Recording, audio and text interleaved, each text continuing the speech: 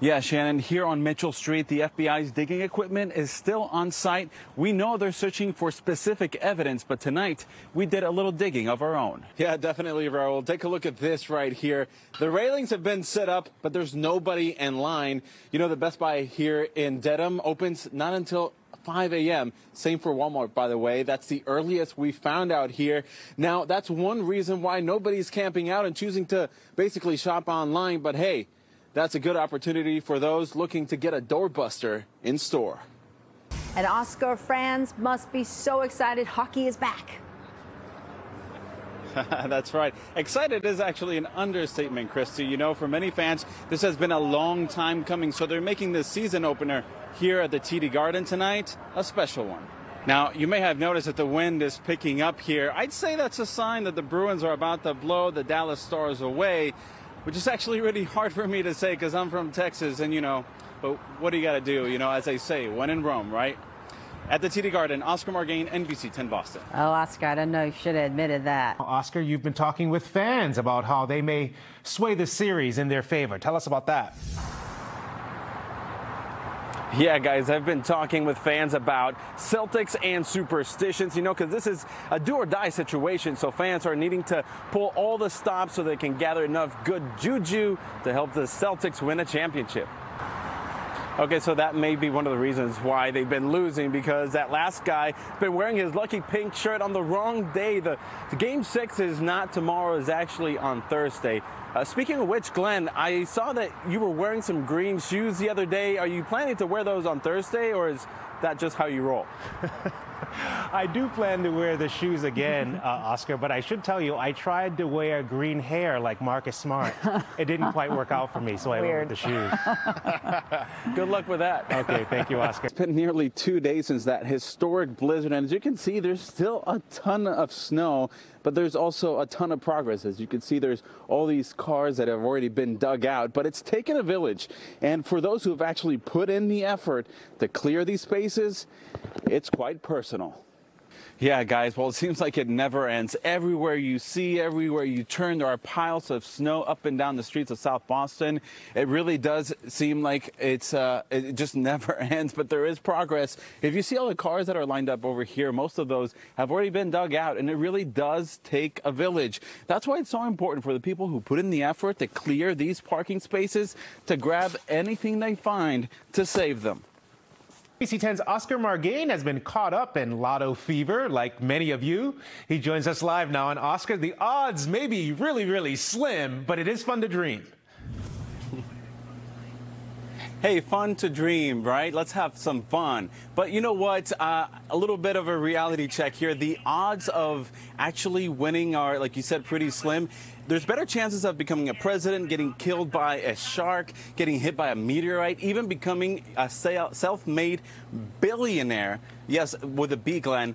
But you know what? What I'm trying to say is there is a chance. So I'm checking my numbers here now. Well, I'm not going to tell you if I actually won or not, but if you suddenly don't see me showing up to work, you'll know why. Glenn, any luck? We would miss you too much if you weren't here, Oscar. Oscar Margain desde Back Bay en Boston, porque estamos muy pendientes y te escuchamos. Yo no jugué la lotería, no sé si tú. Compañeros, bueno, yo ya compré mi boleto, obviamente no he checado los números, lo haré después de esta nota, pero lo que quisiera decir es, bueno, las probabilidades para poder ganar son muy pocas. Hay más probabilidad de convertirme en presidente, ser mordido por un tiburón, que me pegue un meteorito, pero bueno, lo que quiero decir es que aún hay posibilidades.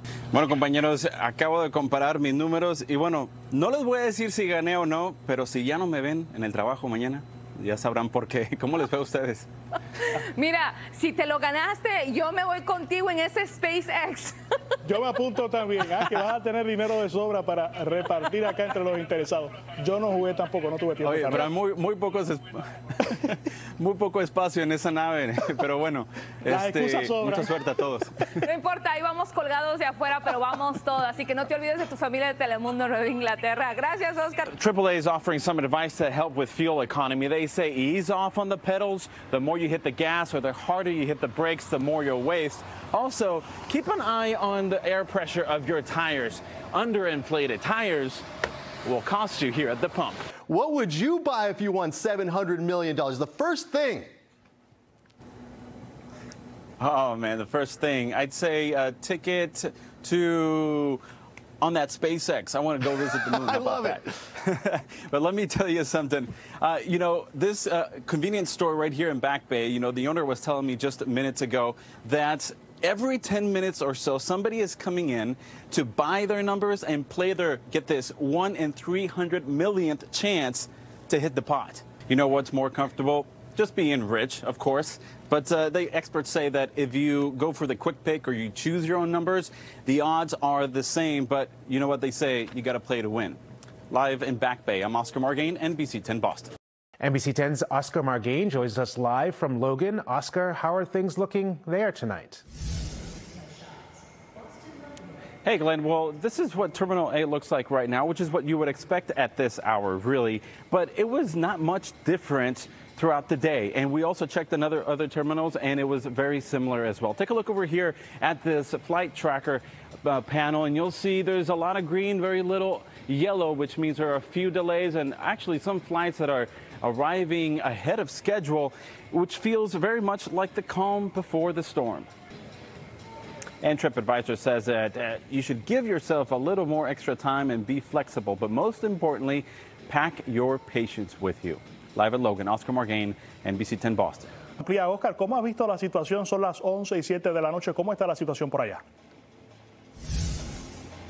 Compañeros, bueno, como pueden observar, a esta hora el aeropuerto pues bastante vacío y así es como uno lo esperaría a esta hora de la noche. Sin embargo, bueno, también durante todo el día no se vio bastante distinto, no había mucha gente aquí en el aeropuerto. Como pueden observar aquí este tablero, pueden ver, no hay bastantes demoras por el momento, la verdad no se observan cancelaciones, así es que estas cifras que ustedes mencionaron se dieron a cabo durante el principio de la jornada. Ahora, esto se siente bastante como si fuera la calma antes de la tormenta.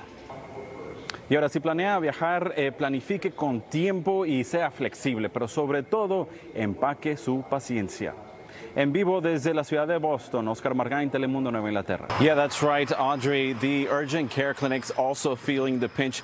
Take a look at this sign here posted at this Mass General Brigham Urgent Care Clinic. It reads in part, "We are experiencing very high patient volume. Please note that the staff here are working hard to accommodate everybody's needs." And this just speaks to the demand that there is for medical care across the board. Oscar, a different time of year, but the feeling remains the same.